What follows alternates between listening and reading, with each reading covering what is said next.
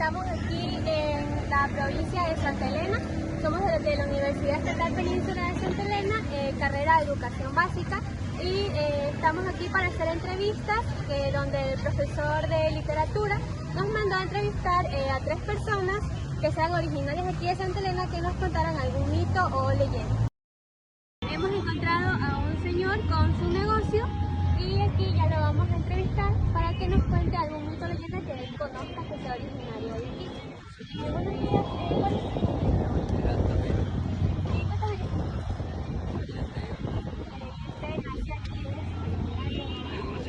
¿Usted nació aquí? ¿Pero conoce alguna leyenda o mito de aquí? La leyenda que yo le digo es era de mi papá en vida, que aquí en Santa Elena tengo viviendo son 22 años, pero vengo de un pueblo que se llama la parroquia, vengo de la parte de Manaví, que se llama una parroquia, se llama Pedro Pablo Gómez.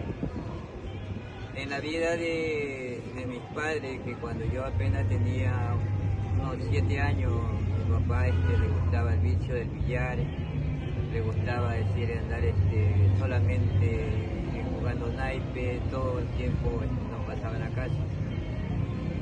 Mis abuelos, él no le hacía caso porque tenían que a él plancharle solamente pura ropa blanca, todo se vestía de blanco y salía a tomar, y de ahí en la noche se ponía a jugar con los amigos, y de ahí comienza que en la era de él lo seguía una persona que le llaman directamente, era el diablo en persona, que se le disfrazaba a él. Y cuando él se iba, pongámosle, los dejaba, los amigos los dejaba jugando naipe, pero cuando ya él llegaba, pongámosle, unas 10 cuadras, ya estaba el amigo, ya antes lo estaba esperando. Y de ahí, cuando ya mi papá comenzó a darse cuenta que no era una persona normal, porque le veía los rabos y le veía, pongámosle, los dientes que eran solamente eran puros, los dientes de oro. De ahí él le preguntó a él, dice, ¿por dónde quieres caminar? Entonces mi papá le decía, yo quiero caminar por donde hay rosas. Pero él le decía, no, dice, entonces él dice, no, le decía a mi papá, le dijo, yo me quiero ir a mi casa. Pero cuando ya mi papá se quería ir a mi casa, él, pongámosle, le pegaba, le dejaba ceñido a la espalda y lo dejaba botado por un barranco. Cuando ya llegaba a la casa, gritaba a mi papá para que lo vaya a ver mi abuelo le iba a ver y le decía que el diablo lo llevaba y le había pegado. Entonces la gente comenzó ya a darse cuenta, porque ya no solamente era mi papá, le pasaba muchas cosas a los demás vecinos. Y de ahí, con más coraje, tal vez le pegaba porque mi papá le alzó la mano a mi abuelo, y entonces todas las noches lo seguía. Y ellos tienen un silbo que silban, pongámosle, cuando el diablo silba lejos, es porque, pongámosle, está cerca, y cuando él silba cerca, porque él está lejos. Entonces eso se vivió, y ahí fue, mi papá tenía un padrino que ese señor tenía casi como más de 300 cabezas de ganado.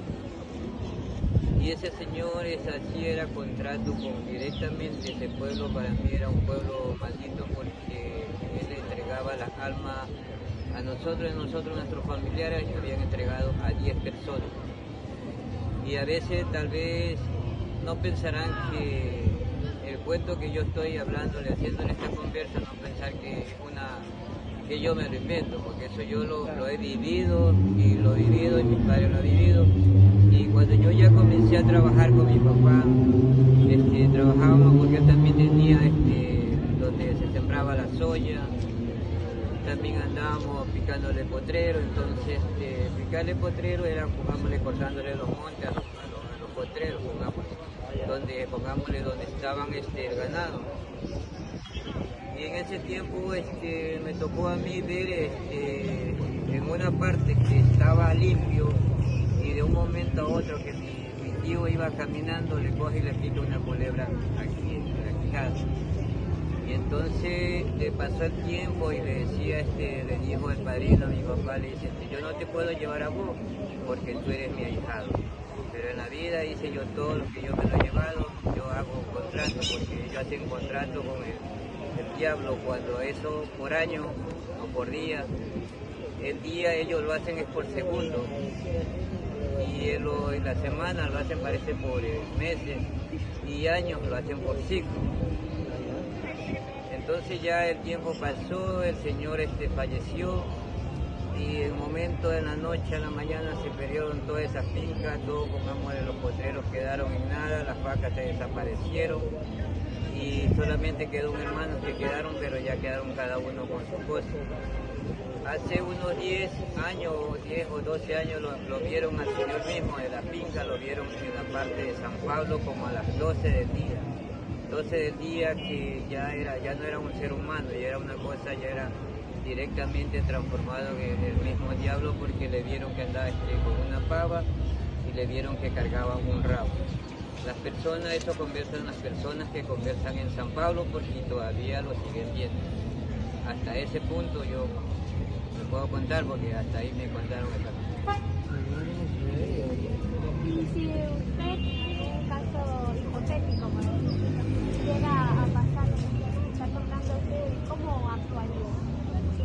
Lo que pasa es que yo también lo viví también allá porque a mí también pongámosle a mí, también me comenzó a seguir cuando yo era un joven y también nosotros cuando teníamos apenas como yo tenía 19 años, nosotros también se los presentó y pongámosle vestido, pongámosle él siempre anda montado en un caballo y ya decir, pongámosle como compañeros, pongámosle, lo invitamos a tomar y nosotros también decir, vivimos, eso es lo que mi papá vivió. Entonces por eso que yo les cuento esto, que en la realidad, cual más lo tomará un punto que uno se inventa, pero en la realidad eso yo viví en mi parroquia donde yo vivo, que yo vengo de la parte de Manabí, solamente que tengo aquí en Santa Elena, le digo, son 22 años, porque de ahí todo el tiempo yo viví de Guayaquil. ¿Alguien más que quiera hacerle alguna pregunta? Una opinión, una pregunta. Bueno, entonces muchas gracias por su tiempo. Ahora ustedes ya lo ven, ahí lo suman. Leyenda en lo que es la zona sur de Santa Elena, lo que es Chanduy. Podría mencionar una del Cerro de Ánimas, que eso se encuentra en la comunidad de Ngunga.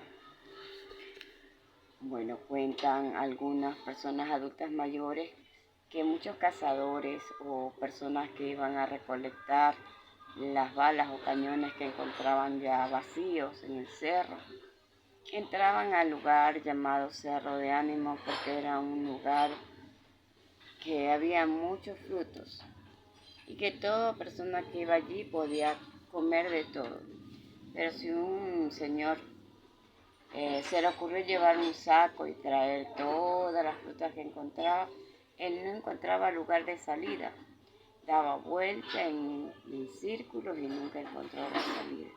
Hasta que él del cansancio dejó justamente el saco allí y pudo encontrar la salida.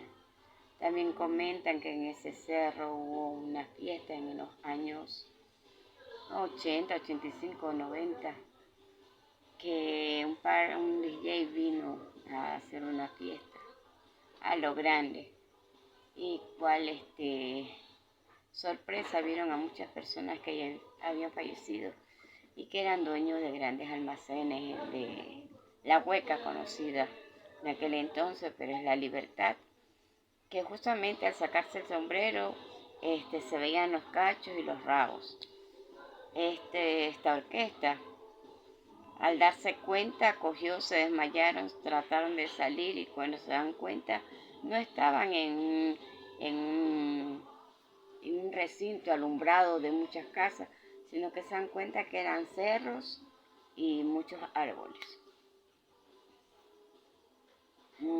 Esto nace de ellos mismos, de los dueños de la orquesta, comentaron las vivencias que habían pasado.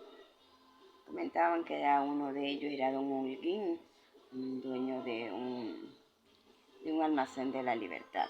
al que más identificaron. Si vamos trasladando lo que es a la cordillera Chongón, nos vamos al recinto de lo que es Tugaduaja, San Rafael. Hay 3 cerros, sí, donde hay unas grandes cuevas. Comentaba mi suegro que cuando sus padres de ellos iban a la leña a hacer carbón, llegaban a la cima, a la falda del cerro, y encontraban unas cuevas donde mencionaban que quien entraba no salía, y que para esperar a veces que el carbón salga o andaban en cacería de venado, se quedaban durmiendo entre los arbustos. Y cerca de esos cerros se escuchaba un lamentar, pero se olía mucho azufre, decía, y se escuchaba cómo clamaba la gente: sáquenme de aquí, quiero salir, quiero salir. Y muchos de ellos veían a personas que habían fallecido y que andaban atrás de los venados, y le decían que si iban a cazar venados, que los maten, pero que no los dejen heridos, porque ellos tenían que curar esos venados. Bueno, yo puedo contar algo que la realidad pasó. Yo era muy niña, vivíamos por San Rafael, era un caserío pequeño en la parte céntrica, y fuera del poblado había 2 casas, que era la casa de mis padres y la casa de mis abuelitos. Bueno, allí había un camino que llegaba a la pampa y de la pampa al cerro. Este era un señor, parecía un pordiosero, un hombre perdido, barbudo, andrajoso, con uñas largas, parecía un loquito. Y decía: por favor, ayúdenme. Mi mamá asustada, dicen: entren, por favor, entren. Bueno, mi papi tenía a mi hermano estudiando en el colegio Rovira, y eso llegó porque el joven estaba asustado, que le escondieran, que si alguien preguntaba por él no le dijeran que lo habían visto. Y él mencionaba que él le habían vendido y que él se había muerto ya hace unos 7 u 8 años atrás, y que pregunten por su nombre, que tiene familia en un sector de Santa Elena, justamente en la zona norte. Y mi papá lo que hizo es coger al señor, decía: entren, que es un loquito. Llevaron a este señor junto con don Roca, que era un señor que llevaba material del cerro hasta las construcciones de casa en Salinas. Ambos lo llevaron a la escuela, a la iglesia San José del Rovira, y le dijeron al padre que había encontrado a esta persona que era loquita. Pero la realidad es que cuenta el padre Josefino que sí, que él tuvo ahí guardado al joven, le mandaron a bañar, le cortaron el cabello, lo estuvo allí purificando, y hasta que contó toda su odisea. Y comentaba también que habían chicas que habían entrado allí vendidas y que deseaban que lo sacaran. Pero ¿quién va a ocurrir sacar a esas almas que justamente estaban bajo del cerro viviendo? Imposible. Y esto, el padre comentó que llamaron a los padres realmente de este joven, y lo que le dijo el padre, después de un largo tiempo, le llama a los nombres de los padres hermanos de este joven, y le dicen, bueno, le hacen un sinnúmero de preguntas de una encuesta, si tenía un hijo que se llamaba tal y que había fallecido. Sí, padre, falleció ya más de 7 años, le dice. Vayan a abrir su tumba y miren qué encuentra allí. Los señores fueron, y lo que encontraron fueron grandes piedras, manifestaban los familiares de este joven. Y luego regresaron con la encomienda del padre. Entonces le dijo el padre que ahí estaba su hijo, y que en ese tiempo dice que mucha gente vendía a las personas para tener riqueza, y justo a este joven habían vendido. La mamá, el papá, los hermanos se sorprenden de ver a su familiar vivo. En eso a la mamá le da un infarto y muere. Ya, niñas, cuando yo muchacho, o sea, un jovencito, ya estoy viejo, usted me ve que soy viejito, ya, en nuestro Santa Elena, aquí en este Santa Elena, nosotros cuando ya nos dimos cuenta de que teníamos 8 años, 9 años de haber nacido, nos dimos cuenta que aquí a Santa Elena llegaba el tren, y se estacionaba allá en la calle Marqués de la Plata, ahora se llama Marqués de la Plata, anterior nomás era la estación, ahí estaban las casas o los departamentos donde estaban los señores que trabajaban en la estación del tren, en la llegada del tren. Ese tren no es que traía bastante turistas, sino que traía mercaderías, como decir, productos de la sierra, ¿ya? Entre ellas también venían naranjas, frutas como naranja, mandarina, zapotes, ¿ya? Entonces, esos productos los dejaba ahí, que no los vendían así carísimos que decimos nosotros, sino que los vendían en la época del sucre, eran centavos, ¿ya? Bueno, esa es parte de la historia de Santa Elena. Ahora, aquí en nuestro Santa Elena celebramos las fiestas, como decir, 18 de agosto, que celebramos hace la semana pasada, claro. ¿verdad? Esa fiesta ya es originaria de muchos años, desde cuando fue ya descubierta la península. Bien. Esas fiestas no las olvidamos nadie de nosotros nacidos aquí en Santa Elena. Siempre se las ha celebrado. Claro, no igual, pero de todas maneras seguimos nosotros mirándola y no para nunca olvidar. Asimismo, a este Santa Elena se dedican a los trabajos de la construcción, como usted conoce, la construcción de las casas, también la pesca, la agricultura en la zona rural, la agricultura y la ganadería. Porque Santa Elena no es un cantón pequeñito. Santa Elena, de los 3 cantones que forman la provincia de Santa Elena, o la provincia 24, este Santa Elena es inmensamente grande. Usted no lo conoce, ¿no es verdad? ¿De qué lugar de Santa Elena es usted? ¿O no viene, no es de qué? Ya vio usted. Bueno, Guayaquil sí es inmensamente grande. Ya. Pero este Santa Elena es inmenso. No solamente este lugar, esta capital que se llama de la provincia. ¿Usted sí de aquí de Santa Elena? Sí. ¿De qué lugar es usted? De Libertad. Ya vio Libertad. Libertad, por ejemplo, estábamos hablando de Santa Elena. Ya, Santa Elena es bastante inmenso. En extensión territorial, más inmenso todavía. ¿Ya? Porque Santa Elena tiene parroquias, recintos y otros puntos más. ¿Ya? En cambio, los otros cantones son más pequeños. ¿Por qué? Porque, por ejemplo, La Libertad, como ciudad, es una ciudad ahora. Pero en cambio, como cantón, no tiene parroquia, solo tiene barrios que reemplazan a la parroquia. ¿Ya? Entonces, históricamente, mire que ellos son de la misma edad casi mía. Históricamente, de cuando yo estuve en la escuela, sabemos nosotros que un cantón se forma con parroquias, recintos y pueblos aledaños. Ahora, La Libertad no tiene parroquia. ¿Ya? ¿Por qué fue cantón? ¿Por qué le dieron el nombre de cantón si no tiene parroquia?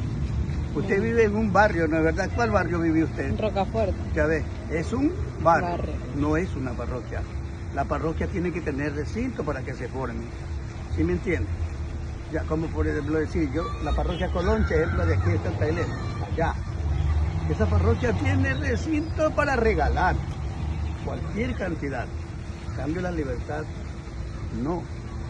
Y hablando de Salinas, claro, los pueblos aledaños, dicen ellos, parroquia, como por ejemplo Anconcito. Hablemos de Anconcito, el puerto de Anconcito.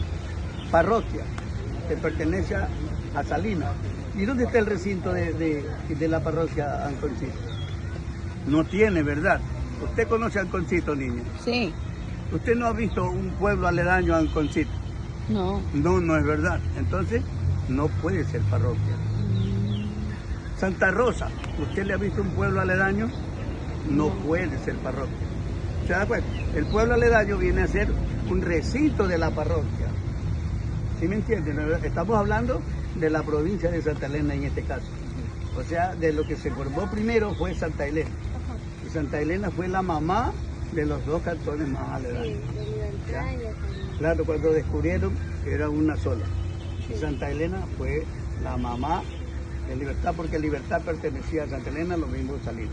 Después se independizó, primero Salinas, y se fue llevando a la Libertad como parroquia. Por eso el 14 de abril creo que ellos celebran la parroquialización, creo, ¿no? Parroquia, sí, bueno, pero ellos también celebraron antes la fecha de parroquialización. Ahora como se formó, ya es cantón, ya abolieron la fecha, pero no sé si la celebrarán en voz baja, no sé. Bueno, y así sucesivamente, Salinas se fue llevando a la Libertad y Libertad después se independizó y se hizo cantón. Pero en cambio, no pudo traerse ningún recinto porque no tiene. ¿Ves? Salinas es hasta la parroquia Muey, ¿no es verdad? Claro. ¿No es verdad? Hasta Santa Paula es donde está la clínica Granada. Hasta ahí es Salinas. ¿Ya? Hasta el paseo. El paseo también pertenece a Salinas. El paseo que está allá, el segundo, el primero no. El primero es la Libertad. Claro. ¿Ya? Entonces, cada pueblo, cada cantón tiene su historia formada, de los cuales nosotros como santalenenses tenemos que conocer, aunque sea un poquito, así como usted conoce de Guayaquil, tanta historia de Guayaquil, ¿sí o no? Claro, por eso. Entonces, es lo que yo le puedo informar, porque Santa Elena tiene una historia inmensamente grande, el mismo que no podemos nosotros llegar hasta ese final. Así que tendríamos que pedir que nos traigan una vianda aquí para comer, almorzar, ¿no es verdad? Entonces no vamos a llegar nunca hasta allá, ¿verdad? Pero algo referente. ¿Y usted conoce alguna historia de miedo, vamos a decirlo así? Ah, sí. Aquí en Santa Elena, por ejemplo, nuestros padres nos conversaban que en el tiempo pasado existía el malo. El malo era el diablo que nosotros normalmente conocemos. Si por ejemplo yo le decía, él es mi amigo, no, muchacho del diablo, así. El diablo le hablaba atrás, que le hablaba atrás. A ver, ¿qué quieren conmigo? Así. Y si mamá o papá nos retaba a nosotros del mismo modo, que nos decían, muchacho del diablo, vago, el diablo le contestaba. Otro. Ese era uno. Y el diablo se transformaba en animal también, hasta en iguana se transformaba. De cualquier manera se transformaba el diablo para poder estar junto a las personas buenas. Así.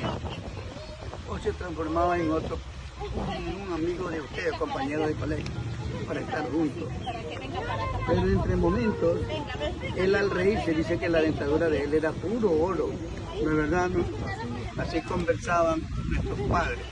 Y también existía el Tintín, que es parte del diablo. El Tintín es un personaje pequeñito, chiquito, que se enamoraba de la mujer que tiene bastante ceja. Velluda. ¿Ah? Pelo largo, ¿no? Pelo largo. Se enamoraba del Tintín y en la noche se las alzaba, se las llevaba. Y ellas amanecían con moretones, chupetones, cualquier cosa que le hacía el Tintín. Ese era a la mujer. Y al varón de la misma manera. El varón cejón, todo un poco de cosas que le gustaba a la Tintina y se lo llevaba. Y amanecía de igual manera como le hacía a la Tintín a la... O sea, eso era, nos conversaban nuestros padres. Claro. Y al razonar nosotros pensamos que era mentira. Puede ser mentira, era para podernos orientar a nosotros. Pero en la actualidad nosotros sabemos que el Tintín sí existe. Sí hay el Tintín, claro. Pero... ¿Usted ha vivido algo de eso? ¿Mande? ¿Usted ha vivido algo de eso? Porque mi papá nos conversaba y conversan otros compañeros más jóvenes que nosotros. Ya. Prácticamente sí existe esa metodología de ese mito, esa leyenda. Del Tintín. Ya. ¿Y otra cosa más quiere usted que le puedo yo comentar? No, por ahora, la verdad que ahorita con el proyecto que están viviendo, estamos muy agradecidos. Si nos puede ayudar con su nombre. Claro, yo soy Yo soy don Justito Verdadecito Layecito. Ya, muchas gracias por su entrevista. Don Justo. Ya. Don Justo Bernabé nos conversó esta pequeña historia de Santa Elena. Sí. ¿Ya? Le he hablado de Santa Elena propio, le he hablado de La Libertad y de Salinas. ¿Sí o no? Sí. Nos llegamos tan concisos. Y Punta Blanca, Punta Carnero. Claro. ¿Sí, no? Sí. ¿Verdad? Ustedes sí conocen estos lugares. Es hermoso. Vallenita. Ayangue es hermosísimo. Si usted va a Ayangue, le da ganas de estar ahí nomás, porque parece una piscina, ¿no? Claro, El mar sí. es tranquilito, se deja acariciar el mar. Y el mar también nos acaricia. Vayan Muchas con Dios, mis gracias. amores, vayan Ya con Dios. listo, muy Vayan amable. con Dios. Acuérdense de mí. Ya, ¿cómo está, don Mera? Muy buenos días. Mi nombre es Rodolfo Rodríguez Quiñones, soy estudiante de la Universidad Península de Santa Elena, estoy en el segundo semestre. Y venía aquí a entrevistarlo a que usted me pueda contar un poco de la historia de... Ya, y quiero que me cuente un poco sobre la historia de Anconcito, o sobre una leyenda que usted tenga conocimiento, como usted ya tiene alrededor de 25 años viviendo aquí en la parroquia, y quería saber que usted me pueda contar un poco sobre la leyenda. Hable, papá. Ya. Aquí más antes reinaba la maldad. Vamos, siga. Ya a las 12 de la noche, aquí pasaba un caballo negro y un perro negro a los lados de él. Pero la gente tenía mucho miedo de salir porque ya sabía quién era el que andaba quién andaba en el caballo negro. Ya, ¿qué sucedía a las 12 de la noche, don Mera?